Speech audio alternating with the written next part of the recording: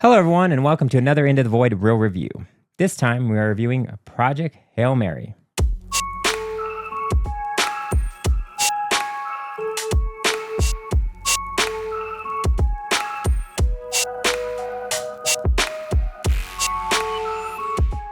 Project Hail Mary is a sci-fi epic set in the future where humanity pins all its hopes on a teacher, Rylan Grace, played by Ryan Gosling, on finding the answer to its salvation.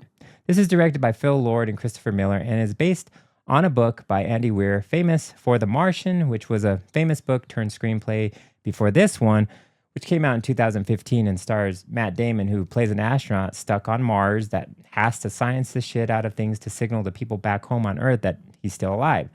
That movie was a critical success, and this one, likewise, seems to be hitting the same notes as that one did back then.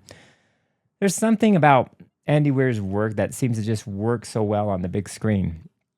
This time, the plot centers around the sun dying, and scientists don't know why. In fact, many suns are dying except for one called Tau Ceti. Why is it immune to the astrophage, a mysterious substance that seems to be killing all the suns? So a crew is rounded up to travel to the star to unlock what makes Tau Ceti so special in hopes that they can use that information to save Earth from certain extinction. I'm not disclosing any big spoiler that there's a rock alien that Gosling's character meets when he arrives at Tau Ceti. If it is a spoiler, then frankly, you've been living under a rock by not knowing about the rock. Yes, he's named Rocky, and already you can see that while The Martian and Project Hail Mary share that same survival in space, smart people figuring out insurmountable problems with science and such, Project Hail Mary plays faster and looser with the fiction than its predecessor. That's a good thing for the most part because I find Project Hail Mary a tale of two halves, or maybe it is a tale of three thirds, because in the first third of the movie it can be a little too directionless and a little too tied to the more grounded aspect of scientists trying to find their way to getting the expedition underway.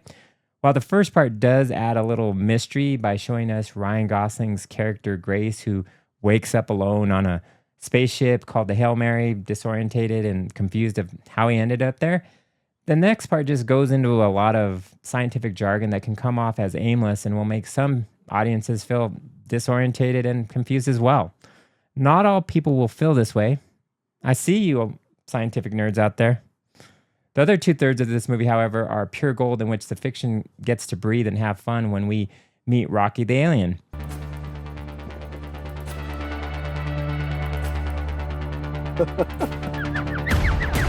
Rocky is endearing and funny, especially when Grace and the alien try to share a fist bump that Rocky quickly confuses as fist my bump.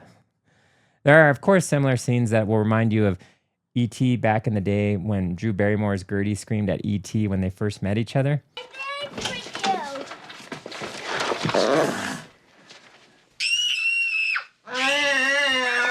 This film shares that same emotional core as that one when both Grace and Rocky form a bond just like Elliot and E.T. so long ago that's born out of having to find a way to save their own species.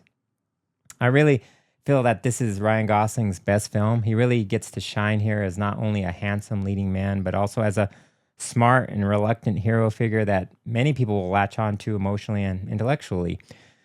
The relationship between humans and aliens is the heart of this movie, but there's also an underlying theme of humanity needing to be pushed to extreme measures to unearth the true bravery that exists in every human spirit. There are flashback scenes in between the main mission that Grace and Rocky must undertake that flesh out what led to the expedition in the first place and that many trials and tribulations that were endured just to get it underway. I really like that the movie did that. The movie does seem to wrap it up at the end, but then quickly introduces another obstacle that must be overcome that may frustrate some people.